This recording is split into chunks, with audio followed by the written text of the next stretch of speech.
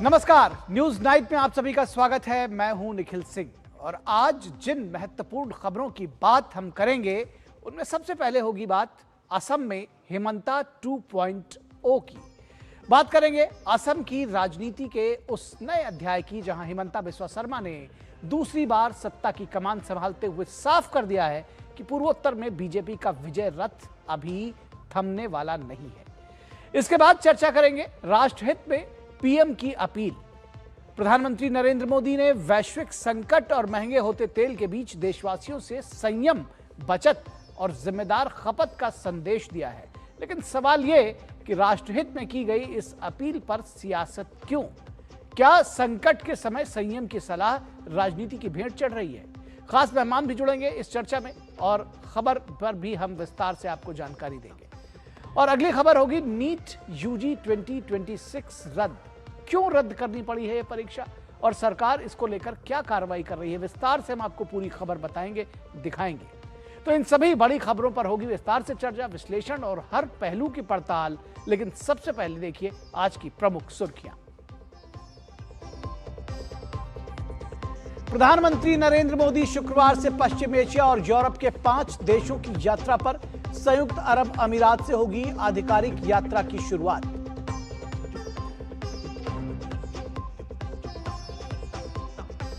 असम में तीसरी बार बनी एनडीए सरकार के भव्य शपथ ग्रहण समारोह में शामिल हुए पीएम मोदी। हिमंता बिस्वा शर्मा ने दूसरी बार संभाली राज्य की कमान। सीएम के अलावा 4 मंत्रियों ने भी ली शपथ।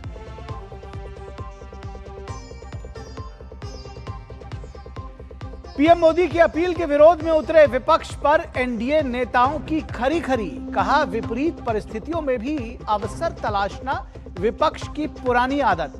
निजी हितों से ऊपर उठकर राष्ट्रहित के बारे में सोचने की दी सलाह।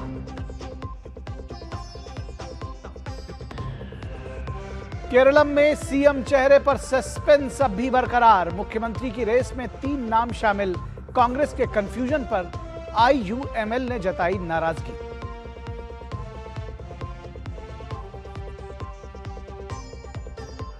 3 मई को हुई नीट यूजी परीक्षा 2026 रद्द। पेपर लीक मामले में सीबीआई ने दर्ज की एफआईआर। जांच शुरू। परीक्षा की नई तारीख की जल्द होगी घोषणा।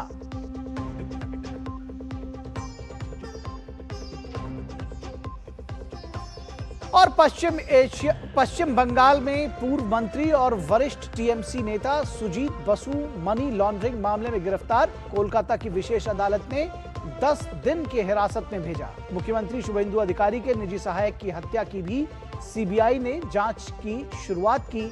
सीबीआई डीआईजी के नेतृत्व में एसआईटी का गठन।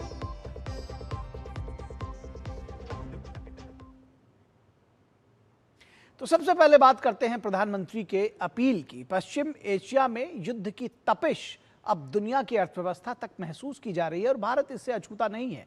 बढ़ती तेल की कीमतों और वैश्विक अनिश्चितता के बीच प्रधानमंत्री नरेंद्र मोदी ने देशवासियों से संयम और बचत की अपील की है। लेकिन राष्ट्रहित में की गई इस सलाह पर सियासत भी तेज हो गई है। विपक्ष इसे लेकर सरकार पर हमलावर है। सवाल यह कि संकट के समय संयम और अनुशासन का संदेश क्या राजनीति से ऊपर नहीं होना चाहिए? देखिए ये रिपोर्ट। पश्चिम एशिया में जारी संकट से पूरी दुनिया बुरी तरह प्रभावित हुई है। प्रधानमंत्री ने लोगों से पेट्रोल और डीजल की खपत कम करने, पब्लिक ट्रांसपोर्ट अपनाने, अनावश्यक विदेशी यात्राओं से बचने, 1 साल तक सोना न खरीदने, वर्क फ्रॉम होम अपनाने की अपील की है। हालांकि पूरे मामले में बचत की अपील पर सियासत तेज हो गई है। आप आह्वान करते, देश एक होकर आप सबको साथ लेकर चलते, विपक्ष को साथ लेकर चलते, हम साथ खड़े थे आपके। लेकिन नहीं, सारा त्याग देश करेगा। प्रधानमंत्री जी, आप क्या करेंगे? जिस तरह की चीजें आप अपील कर रहे हैं, काम नहीं मिलेगा लोगों को। वैसे ही लगभग बंदी के हालात है।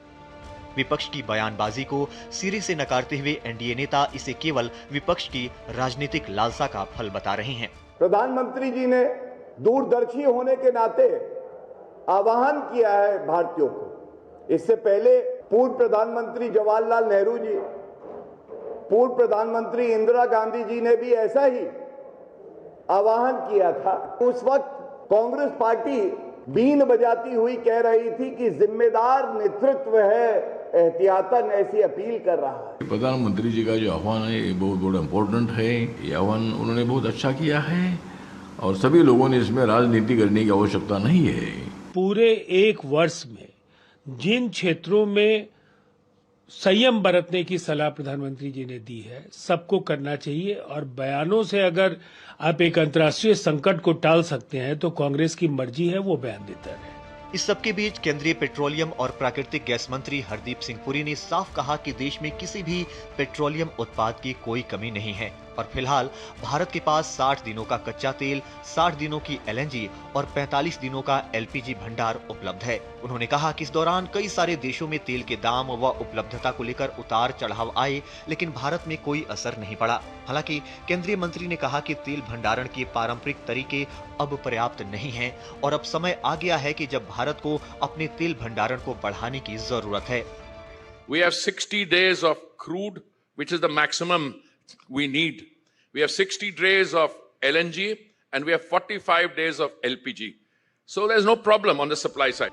पश्चिम एशिया में जारी युद्ध का असर अब केवल कुछ सेक्टर्स पर ही सीमित नहीं रहा है। कच्चे तेल की कीमतों में लगातार बढ़ोतरी और ऊर्जा आपूर्ति को लेकर बढ़ती चिंता के बीच भारत सरकार भी अब पूरी तरह सतर्क है।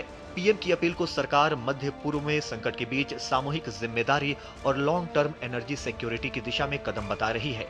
आंकड़ों की बात करें तो क्रूड की कीमत $103 प्रति बैरल के पार पहुंच गई है, जबकि युद्ध शुरू होने से पहले ये करीब $72 थी। अगर तेल की कीमतों में $10 प्रति बैरल की बढ़ोतरी लंबे समय तक बनी रहती है तो भारत का आयात बिल 13 से 14 अरब डॉलर तक बढ़ सकता है। इससे महंगाई और सरकारी खर्च दोनों पर दबाव बढ़ेगा।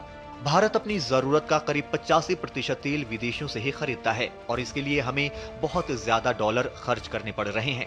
ऐसी स्थिति में सरकार चाहती है कि हम उन चीजों पर पैसे बचाएं जो बहुत जरूरी नहीं है, ताकि देश की अर्थव्यवस्था पर दबाव कम हो सके। 2025-26 में लगभग 71.98 अरब डॉलर, करीब 6.4 लाख करोड़ रुपए का सोना आयात किया गया। सालाना देश में करीब 700 से 800 टन सोना आयात होता है। सोने का भारी आयात देश के व्यापार घाटे को बढ़ाता है, क्योंकि इसके लिए बड़ी मात्रा में विदेशी मुद्रा खर्च करनी पड़ती है। ऐसे में विदेशी मुद्रा भंडार पर दबाव पड़ता है। प्रधानमंत्री ने इसे एक नैतिक अपील की तरह लोगों के सामने रखा है। उन्होंने जनता से इसे एक देश सेवा के रूप में देखने को कहा है। विशेषज्ञ इसे एक दूरदर्शी संतुलित कदम के तौर पर देख रहे हैं। Bureau report, DD news. और वैश्विक भू राजनीतिक तनाव और कच्चे तेल की कीमतों में उतार चढ़ाव के बीच भारत ने एक बार फिर अपनी ऊर्जा नीति को लेकर दुनिया को कड़ा संदेश दिया है।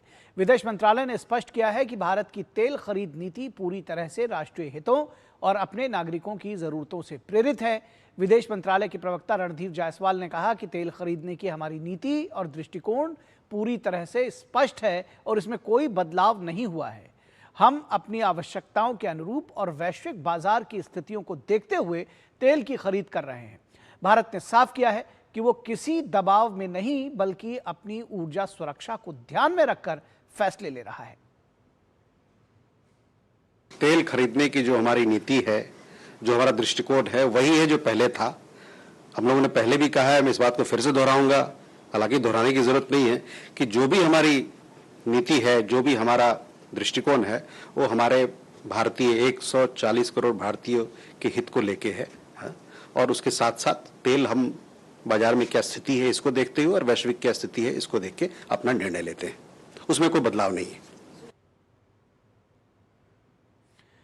तो संयम की इस पुकार पर हम यही आज हमारा विशेष चर्चा का विषय है। संकट में संयम की पुकार, विपक्ष का सियासी वार। संकट में संयम की पुकार, विपक्ष का सियासी वार, ये आज हमारा विशेष है। और इस विशेष चर्चा में भाग लेने के लिए खास मेहमान हमारे साथ जुड़े हुए हैं। उनसे हम आपका परिचय करा दें। हमारे साथ डॉक्टर कौशल कांत मिश्रा, जो कि बीजेपी के प्रवक्ता हैं। डॉक्टर साहब, बहुत स्वागत है आपका। विजय कौशिक, कांग्रेस के नेता है। विजय जी, बहुत स्वागत है आपका। डॉक्टर अमित कपूर, जो कि अर्थशास्त्री हैं, हमारे साथ जुड़े हुए हैं। बहुत स्वागत है अमित जी। और साथ ही साथ शेखर अय्यर, जो कि वरिष्ठ पत्रकार हैं। शेखर सर, बहुत स्वागत है आपका भी।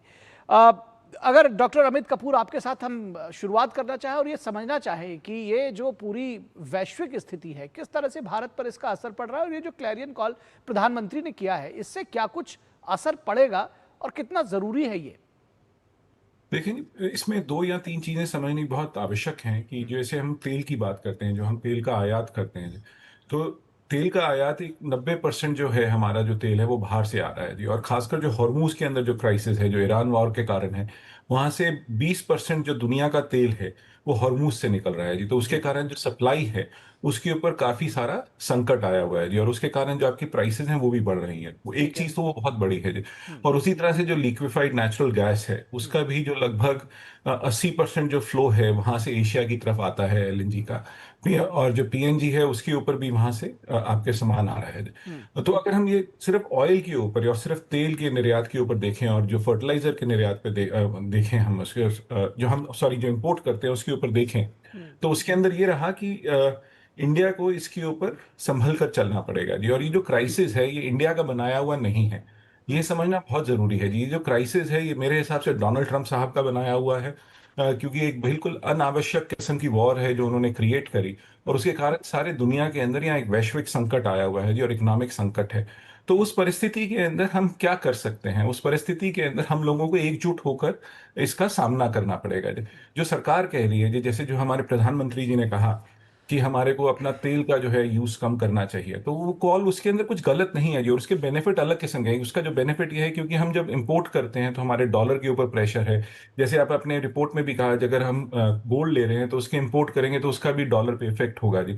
तो जो हमारा यहाँ जो रुपी है उसका जो डिप्रिसिएशन है वो बढ़ता जाएगा जी। उस कारण से उसको रोकने के लिए हमारे को ये कुछ ठोस जो है कदम लगाने पड़ेंगे जी। और ये जो क्लैरियन कॉल है, मुझे ऐसा नहीं लगता कि ये क्लैरियन कॉल जो है ये एकदम हवा के अंदर है। इस तरह का एक क्लैरियन कॉल लाल बहादुर शास्त्री साहब ने भी दिया था 1960s के अंदर। क्योंकि जब खासकर जब हमारे यहाँ खाने की थोड़ा सा दिक्कत हुई थी, तब उन्होंने कहा था एक वक्त का खाना हम अगर छोड़ दें तो देश के अंदर फायदा होगा। उसी प्रकार की ये चीज है जी। अगर हम एकजुट होकर एक सामूहिक ताकत की तरह खड़े होते हैं तो इसका बहुत फर्क पड़ता है। जैसे आज एक कंपनी ने, जोमेटो या किसी ने ये कहा दिन में कि हम सिर्फ एक दिन काम जो है ऑफिस से नहीं करेंगे, वर्क फ्रॉम होम करेंगे। उसका जो कारण जो है लगभग $30,000 उस दिन का आपका सेविंग होता है जी, आपका तेल के ऊपर। तो अगर हम कलेक्टिव एक्शन लेते हैं तो उसका बहुत ज्यादा आपके ऊपर जी बेनिफिट आने वाला है। जी जी जी, निश्चित तौर पर। और आपने जो बात प्रधानमंत्रियों को कही, पंडित नेहरू से लेकर के लाल बहादुर शास्त्री से लेकर के इंदिरा गांधी, डॉक्टर मनमोहन सिंह तक, एक लंबी फहरिस्त है जब इस तरह की कॉल्स, इस तरह के अपीलें की गई हैं और देश की जनता ने उनको कई बार सुना है, माना है और बिल्कुल खुले मन से साथ दिया है। तो संकट का समय है अगर विजय कौशिक जी, तो इसमें जिसको कहते हैं कि आपदा में अवसर ढूंढना और इसमें सियासत शुरू कर देना। प्रधानमंत्री ने कहा कि देशभक्ति का तरीका सिर्फ ये नहीं कि आप जाएं और बॉर्डर पर अपनी जान दे दें। देशभक्ति का तरीका ये भी है कि अगर संकट का समय है तो एकजुट होकर उसका सामना करें, और सामना करने के तरीका भी उन्होंने बताया कि अनुशासन और संयम। इसमें दिक्कत क्या है? जब जब देश पर संकट आया है, मोदी जी ने देश की जनता को एक ही शिक्षा दी है, आपदा को अवसर बनाइए। और आज अगर हमारी पार्टी भाजपा की आपदा को, देश की नहीं, भाजपा की आपदा को अवसर बना रही है, तो दर्द क्यों है भाजपा के? सबसे बड़ी बात यह है कि भी आज देश और दुनिया की सबसे अमीर पार्टी भाजपा बन चुकी है। अगर मोदी जी को देश की चिंता है तो भाजपा का 90% पैसा जो कोष में पड़ा है उसे आप देश के लिए दान दे दीजिए, ताकि ऑयल कंपनियों का घाटा दूर हो सके। आप घोषणा कर दीजिए भारत सरकार का कोई मंत्री विदेश यात्रा नहीं करेगा। प्रधानमंत्री जी का तो जरूरी है खैर आना जाना, तो उन पर रोक नहीं होनी चाहिए। उन्हें घोषणा कर देनी चाहिए कि जो सांसदों की कैंटीन है उसमें ऑयल का सिर्फ 10% इस्तेमाल होगा। तो ये जो जरूरतें हैं ये पहले सरकार को खुद घटानी होंगी। एक एक अधिकारी, एक एक नेता, इनकी वीवीआईपी मूवमेंट्स पर कितनी सिक्योरिटी चलती है, इनके साथ कितनी गाड़ियां चलती हैं, वो काफिले बंद होनी चाहिए। तो अपनी गिरेबान में झांकने के बाद में तब भाजपा को हमारे ऊपर यह आरोप लगाना चाहिए कि हम आपदा में अवसर ढूंढ रहे हैं। अरे भाई, जब आप आपदा को अवसर बनाकर देश को लूटोगे तो उसका विरोध करने के लिए हमें भी जो बन पड़ेगा हमसे हम करेंगे। नहीं, ये एक चीज आपने शुरुआत में कही, मैं सोच रहा था कि आप कुछ और दूसरी लाइन पे आगे बात करेंगे, लेकिन आपने कहा कि ये बीजेपी के लिए आपदा है, देश के लिए आपदा नहीं है। इसको थोड़ा एक्सप्लेन करिए, ये कैसे? देखिए, बीजेपी के लिए आपदा ये है कि बीजेपी एक लंबे समय से देश की जनता को बेवकूफ बना रही है। होमबुर्ज की घटना तो एक अब की बात है, इससे पहले भी रुपए की जो क्या ये वैश्विक संकट नहीं है विजय जी? क्या ये वैश्विक संकट नहीं है? आप इसको वैश्विक देखिए, संकट नहीं मानते? अगर देश की विदेश नीति फेल होने के कारण देश में ऊर्जा का संकट पैदा हुआ है तो ये वैश्विक स्थिति क्या हॉर्मुज स्ट्रेट बंद नहीं है? क्योंकि नहीं, मैं कुछ फैक्ट्स पूछना चाह रहा हूं आपसे। क्या हॉर्मुज स्ट्रेट बंद है या नहीं है, या वहां से मतलब जहाजों का आना जाना मुश्किल हो रहा है? पूरी दुनिया के लिए हो रहा है, पूरी दुनिया के लिए हो रहा है, ये फैक्ट है सर। मैं ये कहना चाहता हूं, हॉर्मुज जो दिख रहा है वो भारत की कूटनीति और विदेश नीति के फेल होने के कारण ये हालात बने हैं। अच्छा। अगर सरकार की विदेश नीति ठीक होती तो आज हमारे पास और भी रास्ते होते। मतलब आज मोदी जी जो कहते हैं देश में उसका उलट काम हो रहा है सारा का सारा। ठीक है, आप एक तरफ वाहनों की बिक्री पर कोई रोक नहीं लगा रहे सर, आपकी बात समझ गए, लेकिन एक बात हम आपको बता दें कि प्रधानमंत्री ने जो आपने कहा ना कि संसद की कैंटीन में रोक लगा देंगे, तो ये भी ध्यान रखिएगा कि ये नहीं, सुनिए तो सर, ये सबसे बड़ी बात है कि प्रधानमंत्री ने कोई सरकारी आदेश नहीं जारी किया है, लोगों से अपील की है। मानना ना मानना आपके ऊपर है। नहीं, सुनिए तो पूरी बात। और दूसरी बात जो आपने कहा कि ये बीजेपी का संकट है और हॉर्मुज स्ट्रेट से वहां पर बम और मिसाइलें बरसाई जा रही हैं। आप कह रहे हैं कि उस बीच में, और वो जो भी जिन लोगों के जहाज पास हो रहे हैं उनमें से भारत के भी जहाज पास हो रहे हैं। बहरहाल इस बात का जवाब जो है मैं चाहूंगा कि डॉक्टर कौशल कांत मिश्रा दें। डॉक्टर कौशल कांत मिश्रा ये कह रहे हैं कि आर्थिक संकट जो है वो आप लोगों की नीतियों की वजह से या सरकार की नीतियों की वजह से क्रिएट हुआ है, दरअसल संकट है नहीं। अगर कांग्रेस को ये लगता है कि इस समय जबकि देश की अर्थव्यवस्था एक कठिन दौर से गुजर रही है, और सिर्फ देश की ही नहीं पूरे विश्व के सभी देशों की अर्थव्यवस्था खतरे पर चल रही है, थोड़ा क्राइसिस चल रहा है, और उसके बाद भी करीब 2.5 महीने से ज्यादा समय हो चुका है हमारे देश में इस युद्ध के कारण, हार्मुज में जो प्रॉब्लम चले उसके कारण कोई बहुत महंगाई पे कोई फर्क नहीं पड़ा। पेट्रोल के दाम आज भी वही हैं जो पहले थे, आज भी हैं। और भारत एक इकलौता ऐसा देश है जिसमें पेट्रोल के दाम इस क्राइसिस में, जबकि अभी इस समय युद्ध रुक गया है, तब तक नहीं बढ़े हैं। और मेरे मित्र कह ही रहे हैं कि ये आपदा बीजेपी की है और कांग्रेस उसमें अवसर ढूंढ रही है, तो फिर मेरे लिए मुझे लगता नहीं कुछ कहने को बचा नहीं व्यूअर के लिए कि कांग्रेस हर आपदा में, चाहे वो देश की आपदा हो, और जो देश की आपदा होती वो बीजेपी की आपदा होती, तो उसमें अपना अवसर ढूंढ रही है। और सिर्फ बात यहाँ की नहीं है, बात चाहे तो हम ऑपरेशन सिंदूर की कर लें, बात चाहे तो हम कोविड की कर लें, बात हम कभी भी बालाकोट स्ट्राइक की कर लें। जब भी देश की में कोई बात होती है तो बीजेपी हमेशा देश के साथ होती है और कांग्रेस उस पर सवाल उठाती है, और अपनी उनको लगता है कि जो बीजेपी की आपदा है उसमें वो अवसर ढूंढने पर, एक्चुअली इस समय तो आपदा देश के ऊपर आ सकती है, आई नहीं है अभी। लेकिन इसको कहते हैं, डॉक्टर हूं तो हमारे यहाँ पढ़ाया जाता है कि prevention is better than cure. बचाव यानी जानकारी ही इलाज है जी। तो बचाव की बात कर रहे हैं मोदी जी, और जो बात कर रहे हैं कि उन्होंने कोई ये तो नहीं, कानून तो बनाया नहीं, कोई रूल तो निकाला नहीं। आप याद कीजिए एलपीजी पे सब्सिडी कितने करोड़ लोगों ने प्रधानमंत्री जी की अपील पे छोड़ दी थी जी। तो अगर देश के लोग प्रधानमंत्री पे इतना भरोसा, अरे सुन तो लीजिए, नहीं, उसके बाद उज्ज्वला योजना शुरू हुई सर, आप उसके डिस्कशन उसका फायदा आगे फिर कभी बता दूंगा। ठीक, कितने माओ के चूल्हे बंद हो गए और कितनी जगह गैस के कनेक्शन पहुंच गए, कितनी एलपीजी घरों में जा रही, इसका आंकड़ा बाद में बात करेंगे, अभी हम इस पे रहते हैं। तो आपको ये देखना पड़ेगा इस समय, अगर हम G20 की बात करते हैं, G20 के देश जो सबसे ज्यादा इफेक्टिव हैं इस समय, सबसे सस्ता पेट्रोल अगर कहीं मिल रहा तो इंडोनेशिया मिल रहा, सबसे महंगा पेट्रोल मिल रहा है तो जर्मनी मिल रहा है। लेकिन भारत में पेट्रोल के दाम में पिछले 2.5 महीने में कोई परिवर्तन नहीं हुआ। जैसा प्रधानमंत्री और सरकार के सूत्र बता रहे हैं, पेट्रोलियम मिनिस्टर बता रहे हैं कि अगले 60 दिनों तक कोई क्राइसिस नहीं है। लेकिन अगर जिस तरीके से शांति वार्ता फेल हुई है इजराइल की, ईरान की और अमेरिका की, कभी भी वहां पर युद्ध दोबारा शुरू हो सकता है, और वो कब तक चलेगा हमें नहीं पता। ये उसके प्रिपरेशन की बात है।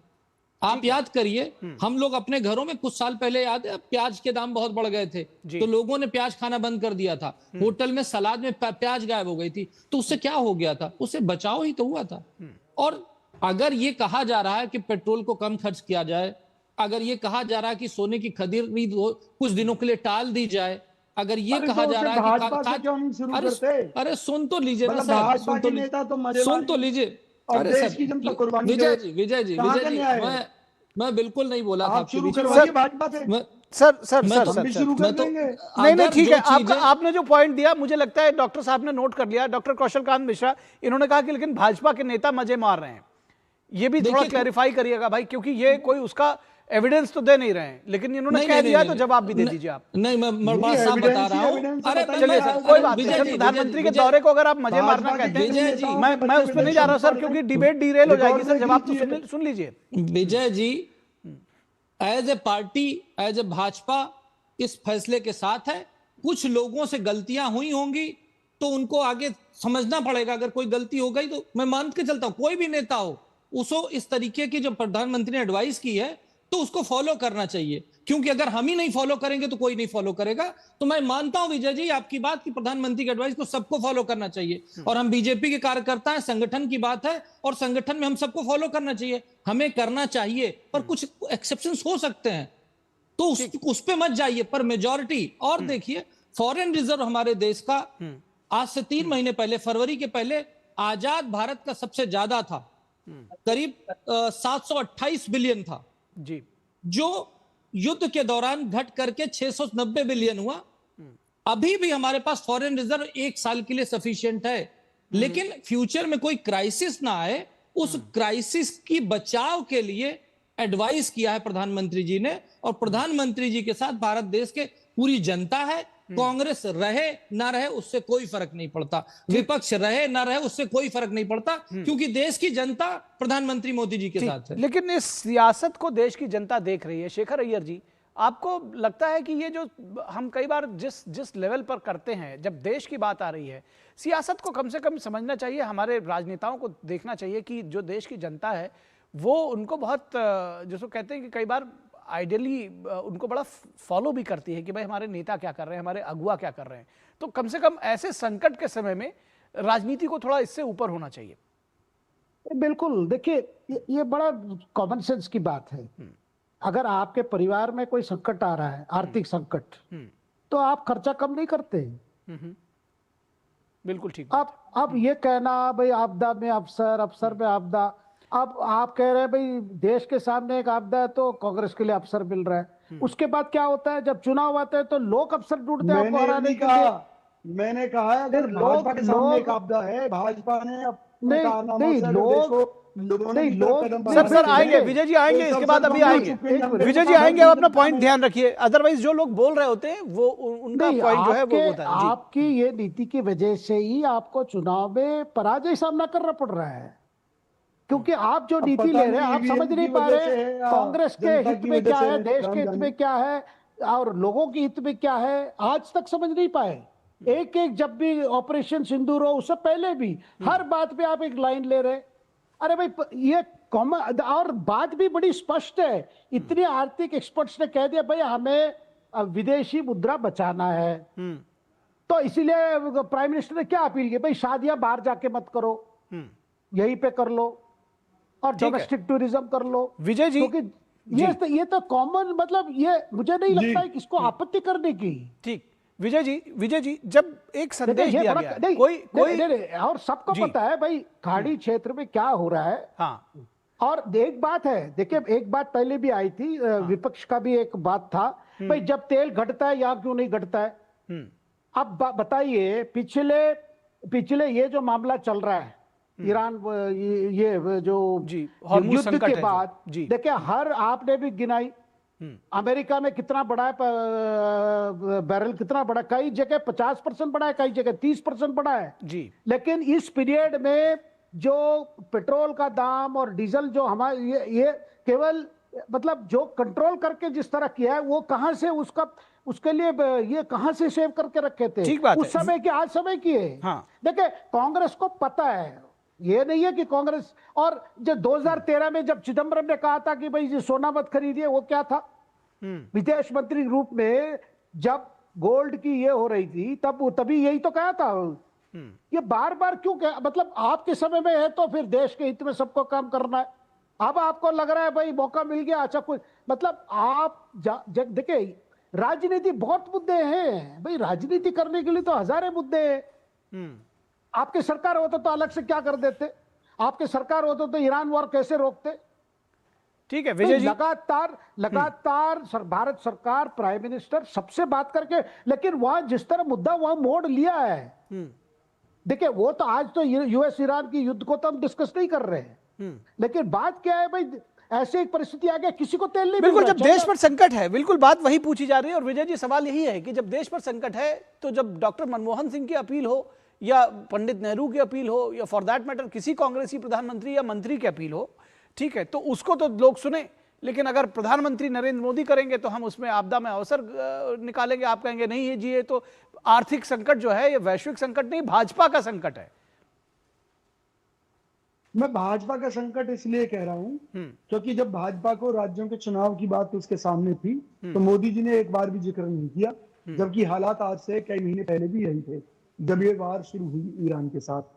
और इजराइल की बात हो, फलस्तीन तो की यानी बात हो, आपका ऐतराज इस बात पर है कि है। उन्होंने देर से जिक्र क्यों किया? ठीक है, देर से जिक्र करने के अलावा कुछ महत्वपूर्ण मुद्दे हैं कि आदमी पहले अपने घर से शुरू करता है।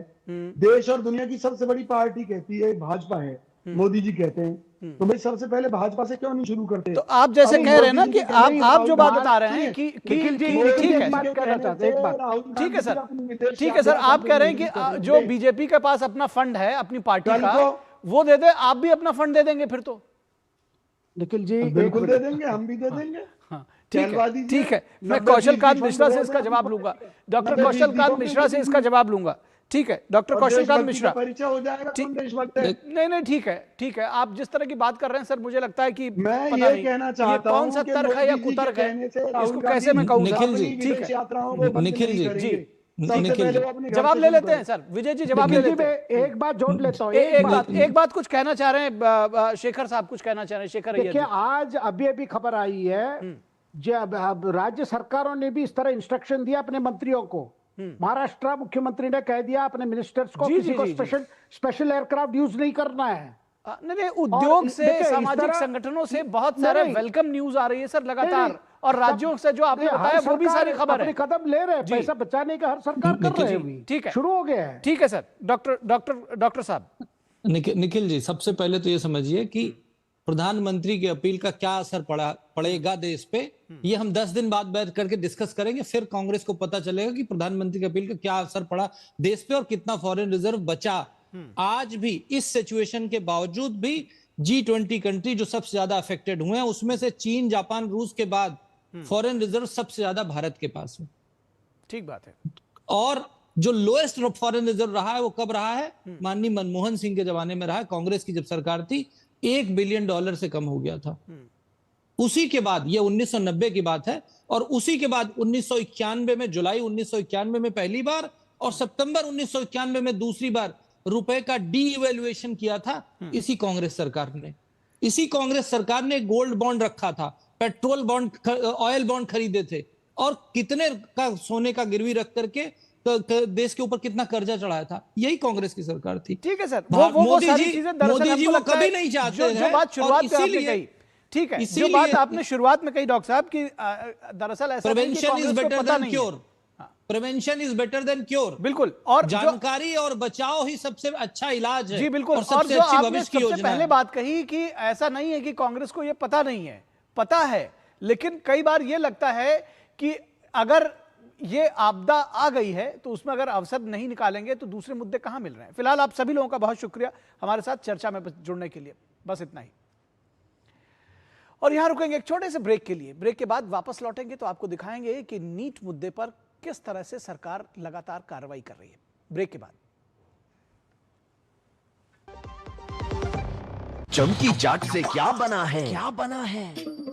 आलू चाट या फ्रूट चाट, स्वाद बनाए चमकी चाट, स्वादिष्ट पकोड़े और बरसान, हर चमकी चाट है इसकी जान, चमकी चाट है इसकी जान, हर जुबान पे ये छाया। अब बताओ स्वाद आया? आया। असली स्वाद सिर्फ चमकी चाट।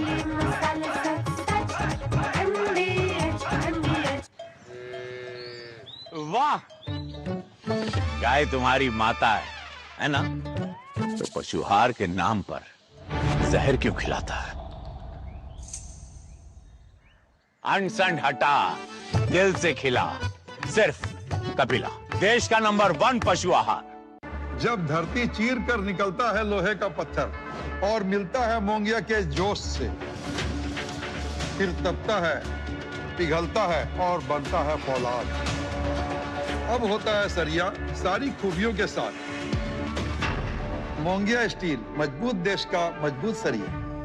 मास्टर जी नमस्ते, 2 ड्रेसेस बनानी है, ठीक है? ऐसा कुछ। लेकिन मास्टर जी 4 दिन में पार्टी है, बन जाएगी ना पक्का? हो जाएगा। कैसे? फैशन चेंजेस हमेशा, उषा हमेशा। सर हमने भी म्यूचुअल फंड्स में SIP शुरू कर दी है। पर मार्केट की समझना बाउंसर जा रही है। आप कैसे कर लेते हो? मैं धीरज को अपने साथ रखता हूँ। म्यूचुअल फंड्स में लॉन्ग टर्म गोल पे फोकस करो और SIP करते वक्त धीरज को अपने साथ रखो, तो लॉन्ग टर्म से फोकस हटाने का नहीं। और म्यूचुअल फंड्स है सही। म्यूचुअल फंड निवेश बाजार जोखिमों के अधीन है। योजना से जुड़े सभी दस्तावेजों को ध्यान से पढ़ें। गोल्डी छोले मसाले, जहाँ जाए रिश्ते बनाए। गोल्डी लाए हैं फ्रेश लॉक टेक्नोलॉजी, जो रखे मसालों को हर समय फ्रेश। स्वागत है आपका ब्रेक के बाद। देश की सबसे बड़ी मेडिकल प्रवेश परीक्षा नीट UG 2026 को रद्द कर दिया गया है और अब 22 लाख से ज्यादा छात्रों को दोबारा परीक्षा देनी होगी। पेपर लीक और गड़बड़ियों के आरोपों के बीच सरकार ने पारदर्शिता और विश्वसनीयता बचाने के लिए यह बड़ा फैसला लिया है। NTA के इस फैसले से उन छात्रों को बड़ी राहत मिली है जो अब तक पेपर लीक के आरोपों के कारण खुद को ठगा हुआ महसूस कर रहे थे। इस बीच इस पूरे मामले की जांच CBI को सौंप दी गई है। CBI ने इसकी जांच की शुरुआत भी कर दी है। FIR दर्ज कर ली गई है और जांच के लिए CBI की विशेष टीमें गठित की गई है और उन्हें विभिन्न स्थानों पर भेजा गया है। देश की सबसे बड़ी मेडिकल प्रवेश परीक्षा नीट UG 2026 को लेकर बड़ा फैसला लिया गया है। नेशनल टेस्टिंग एजेंसी NTA ने बीते 3 मई को आयोजित हुई परीक्षा को रद्द कर दिया है। परीक्षा प्रक्रिया में गड़बड़ियों के आरोपों के बीच केंद्र सरकार की मंजूरी के बाद ये फैसला लिया गया। अब नीट परीक्षा दोबारा आयोजित की जाएगी, जिसकी नई तारीख जल्द घोषित होगी। 22 लाख से ज्यादा छात्रों को अब फिर से परीक्षा देनी होगी। दोबारा पेपर देने के लिए छात्रों को कोई फीस नहीं देनी होगी। छात्रों को फिर से आवेदन करने की जरूरत भी नहीं है। पुराना डेटा ही मान्य रहेगा। हमने इस मैटर को CBI को इंक्वायरी को दिया है और हम इस तरह के जितने लोग खुराफात किए हैं उनको पकड़ेंगे, उनको जेल भेजेंगे, ताकि बच्चों का भविष्य किसी भी प्रकार से एडवर्सली प्रभावित न हो। इसके साथ ही हमने यह भी कहा कि बच्चों के लिए हम दोबारा परीक्षा कराएंगे। हम जो अगली परीक्षा दोबारा कराएंगे उसके लिए कोई एडिशनल फीस नहीं चार्ज करेंगे और न ही सिर्फ हमने जो पहली बार जो परीक्षा कराई थी उसके लिए जो फीस ली थी उसको भी हम रिफंड करेंगे। NTA के इस फैसले से उन छात्रों को बड़ी राहत मिली है जो अब तक पेपर लीक के आरोपों के कारण खुद को ठगा हुआ महसूस कर रहे थे। नेशनल टेस्टिंग एजेंसी के अनुसार 8 मई 2026 को परीक्षा से जुड़े मामलों को स्वतंत्र जांच और आवश्यक कार्रवाई के लिए केंद्रीय एजेंसियों के पास भेजा गया था। केंद्रीय एजेंसियों ने इस संबंध में जानकारी साझा की थी। नेशनल टेस्टिंग एजेंसी का कहना है कि केंद्रीय एजेंसियों, कानून प्रवर्तन संस्थाओं से प्राप्त जांच रिपोर्टों और तथ्यों की समीक्षा की गई। प्राप्त रिपोर्टों और सूचनाओं और निष्कर्षों के आधार पर यह पाया गया कि मौजूदा परीक्षा प्रक्रिया को बरकरार रखना उचित नहीं होगा। नेशनल टेस्टिंग एजेंसी ने बताया कि मौजूदा हालात को देखते हुए नीट की परीक्षा दोबारा करवाना अनिवार्य हो गया है। राष्ट्रीय परीक्षा प्रणाली की पारदर्शिता, निष्पक्षता और विश्वसनीयता बनाए रखने के लिए परीक्षा रद्द की गई है। इसलिए अब विश्वसनीयता बनाए रखने के लिए परीक्षा दोबारा कराने का निर्णय लिया गया है। राजस्थान पुलिस की स्पेशल ऑपरेशंस ग्रुप टीम ने नीट परीक्षा में गड़बड़ी और पेपर लीक के आरोपों के बीच कई बातों का खुलासा किया है। नीट के एग्जाम्स को लेके जो तरह तरह की भ्रांतियां हैं उसमें मैं आपको बताऊं, एक गैस पेपर है। गैस पेपर में करीब 410 क्वेश्चंस हैं। उन 410 क्वेश्चंस में से तकरीबन 120 क्वेश्चन केमिस्ट्री में आए हुए बताए जाते हैं। तो हमारी जांच इस गैस पेपर के बेसिस के ऊपर जो चीटिंग हो रही है या किसी प्रकार का क्या कोई क्राइम हो रहा है उसके ऊपर केंद्रित है।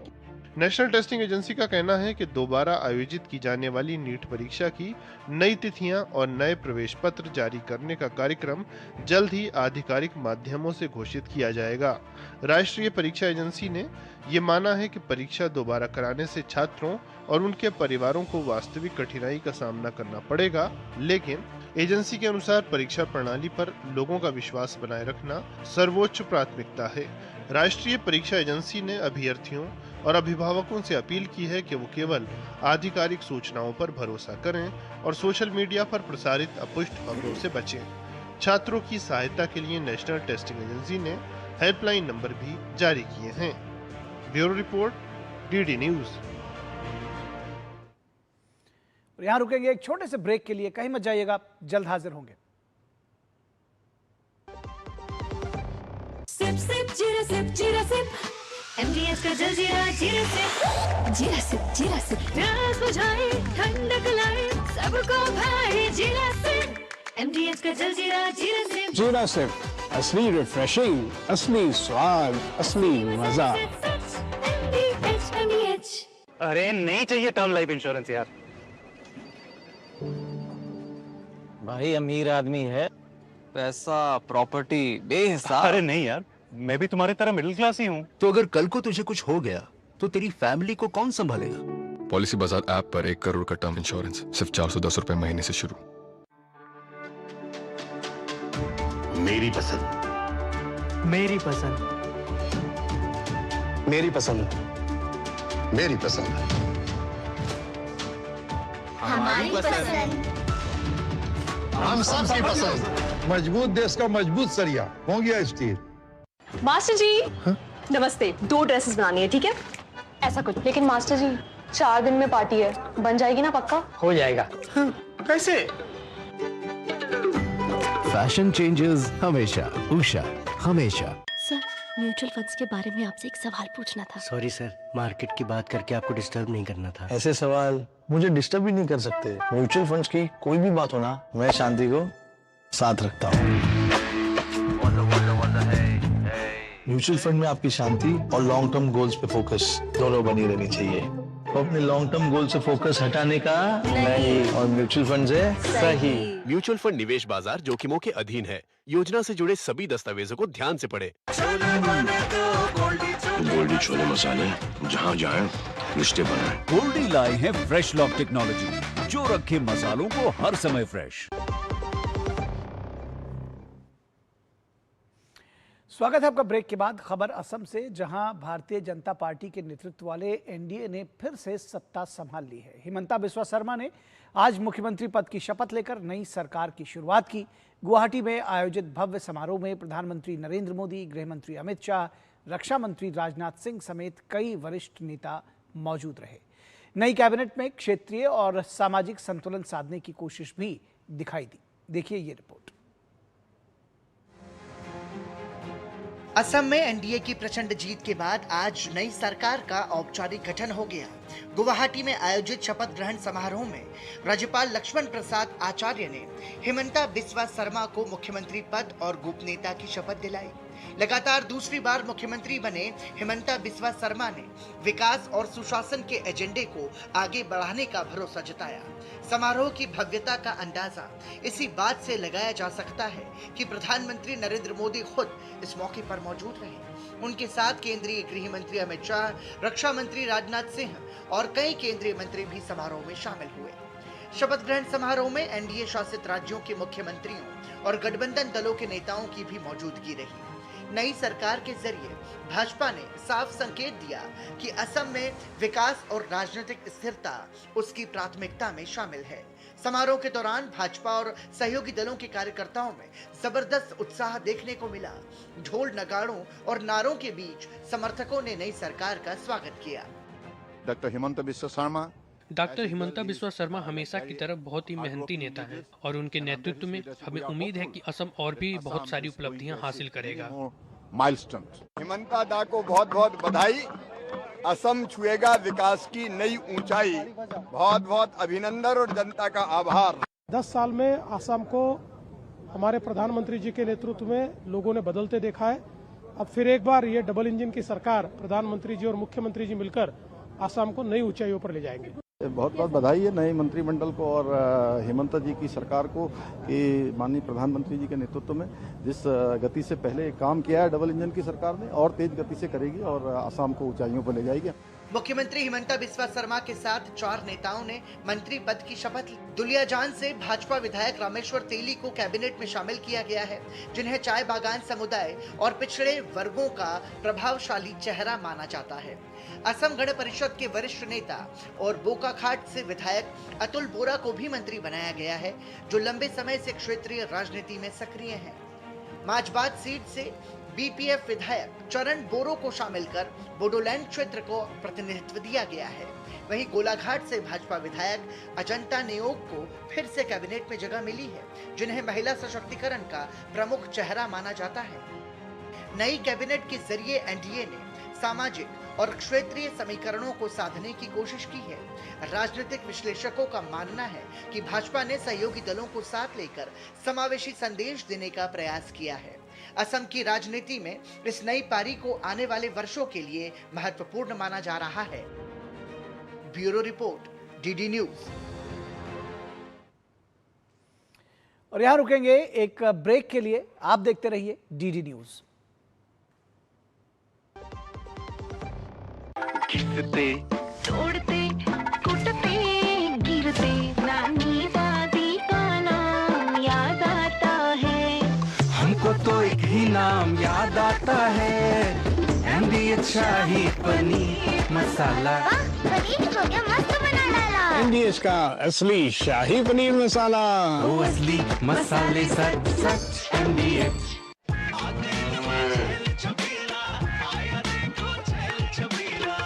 एक कपिला।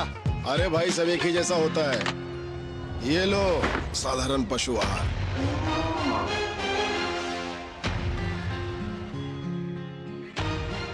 इस देश की हर माँ, बच्चे, बूढ़े, जवान, खिलाड़ी, डॉक्टर, इंजीनियर, सबको गाय भैंस की दूध की शक्ति पर भरोसा है। पर जब इन पशुओं को कपिला पशु आहार मिलेगा, तभी तो दूध सिर्फ ज्यादा ही नहीं, शक्ति से भरपूर भी होगा। और ये सच जानते हुए चंद पैसों के लिए तुम देश का भरोसा तोड़ दो। माफ कीजिए। कपिला पशु आहार, देश का नंबर 1 पशु आहार।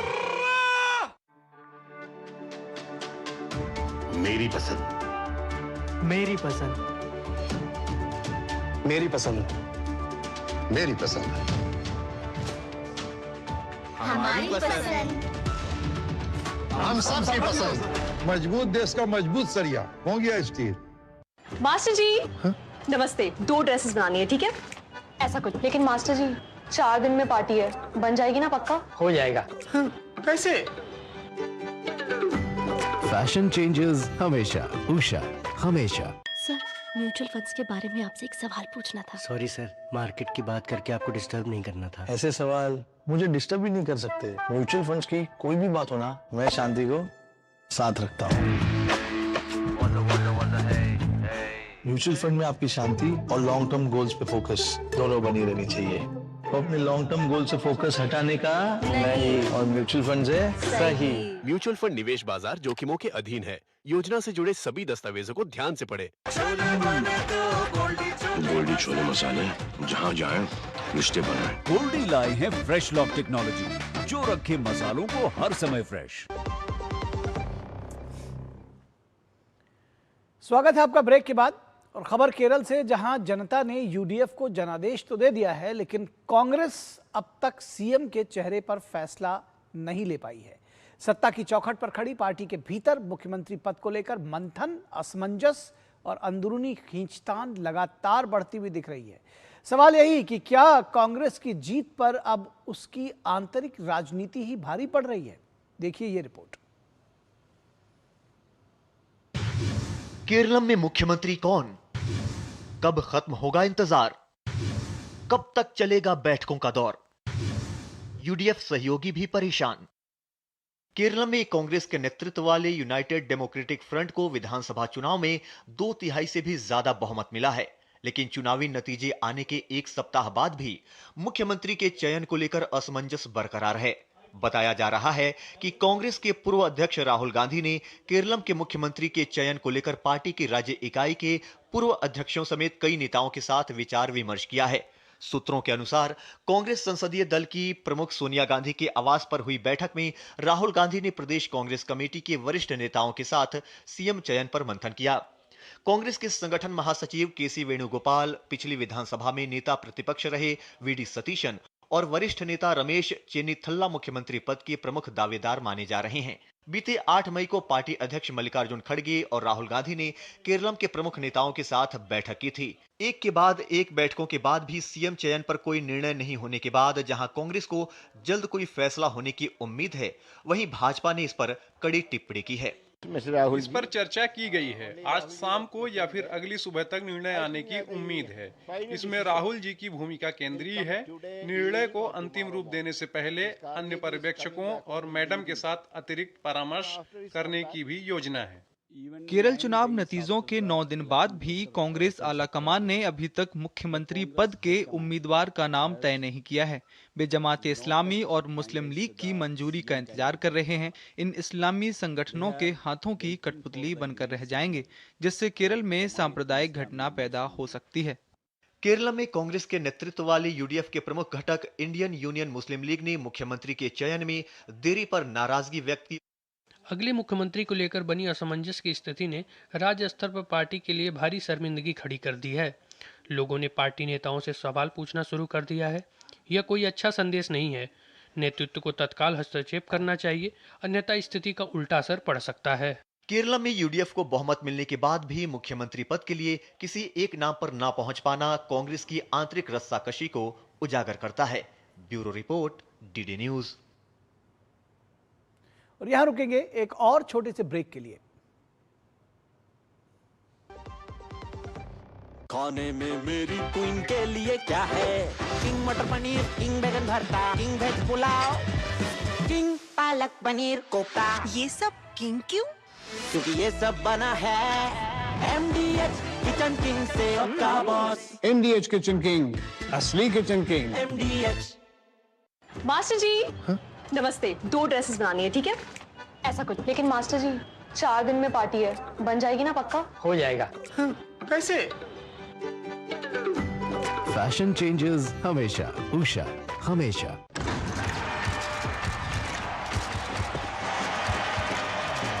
क्रिकेट हो या म्यूचुअल फंड्स, सही फोकस है सबसे जरूरी। आप खुश हैं कि नहीं? मार्केट ट्रेंड के बारे में फ्यूचर शोर को म्यूट करके अपने इन्वेस्टमेंट्स में डटे रहने में ही समझदारी है, क्योंकि म्यूचुअल फंड्स सही है। म्यूचुअल फंड निवेश बाजार जोखिमों के अधीन है। योजना से जुड़े सभी दस्तावेजों को ध्यान से पढ़ें। अरे निखिल कहाँ चला गया? इधर ही था। लो आ गया। वहाँ क्यों बैठा था निखिल? बैंक अकाउंट ओपन करने। यहाँ? बिल्कुल। अब कहीं भी कभी भी वीडियो कॉल के जरिए आप अपने जरूरी सरकारी डॉक्यूमेंट के साथ बैंक अकाउंट ओपन कर सकते हैं। Thank you. है ना आसान? आरबीआई कहता है जानकार बनिए, सतर्क रहिए। अरे नहीं चाहिए टर्म लाइफ इंश्योरेंस यार। भाई अमीर आदमी है, पैसा प्रॉपर्टी बेहिसाब। अरे नहीं यार, मैं भी तुम्हारी तरह मिडिल क्लास ही हूँ। तो अगर कल को तुझे कुछ हो गया तो तेरी फैमिली को कौन संभालेगा? पॉलिसी बाजार ऐप पर 1 करोड़ का टर्म इंश्योरेंस सिर्फ 410 रुपए महीने से शुरू।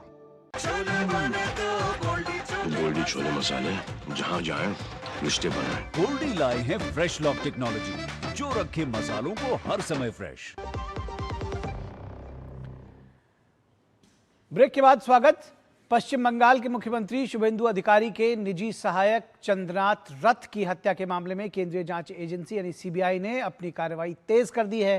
केस हाथ में लेते ही सीबीआई की विशेष जांच टीम एसआईटी बुधवार दोपहर उत्तर 24 परगना के दौलताला स्थित घटनास्थल पर पहुंची। फॉरेंसिक विशेषज्ञों की एक बड़ी टीम भी घटनास्थल पर अत्याधुनिक वैज्ञानिक उपकरण लेकर पहुंची थी। टीम ने उस पूरे इलाके की घेराबंदी कर सूक्ष्मता से साक्ष्य जुटाए। सीबीआई ने मामले की जांच के लिए अलग अलग राज्यों में के लिए कई टीमें बनाई हैं। मामले की जांच के लिए सीबीआई के डीआईजी के नेतृत्व में एक एसआईटी का गठन किया गया है। खबर यह भी है कि इस मामले से जुड़ी फाइलें सीबीआई अपने कब्जे में ले सकती है। सूत्रों के मुताबिक राज्य पुलिस की जांच टीम किस दिशा में आगे बढ़ी और उन्हें क्या क्या सबूत मिले, इस बारे में सीबीआई अधिकारियों की राज्य पुलिस के वरिष्ठ अधिकारियों से बातचीत हो सकती है। पूरी घटना 6 मई की रात मध्यम ग्राम इलाके के में सीएम शुभेंदु अधिकारी के निजी सहायक चंद्रनाथ रथ की उस समय गोली मारकर हत्या कर दी गई जब वे वापस घर लौट रहे थे। और पश्चिम बंगाल के पूर्व मंत्री और वरिष्ठ तृणमूल कांग्रेस नेता सुजीत बसु को मनी लॉन्ड्रिंग मामले में गिरफ्तार कर लिया गया है। प्रवर्तन निदेशालय ने मंगलवार को उन्हें कोलकाता की एक विशेष अदालत में पेश किया, जहां उन्हें 10 दिन की हिरासत में भेज दिया गया है। सुजीत बसु पर आरोप है कि उन्होंने दक्षिण दमदम नगर पालिका में विभिन्न पदों पर भर्ती के लिए करीब 150 उम्मीदवारों की अवैध सिफारिश की थी। जांच एजेंसी का दावा है कि इन सिफारिशों के बदले उन्होंने फ्लैट्स के रूप में संपत्ति और भारी मात्रा में नगद राशि प्राप्त की। ईडी ने उन्हें कोलकाता स्थित अपने कार्यालय में तलब किया था, जहां लगभग 10 घंटे की पूछताछ के बाद उनके जवाबों में विसंगति पाए जाने पर उन्हें सोमवार रात गिरफ्तार कर लिया गया।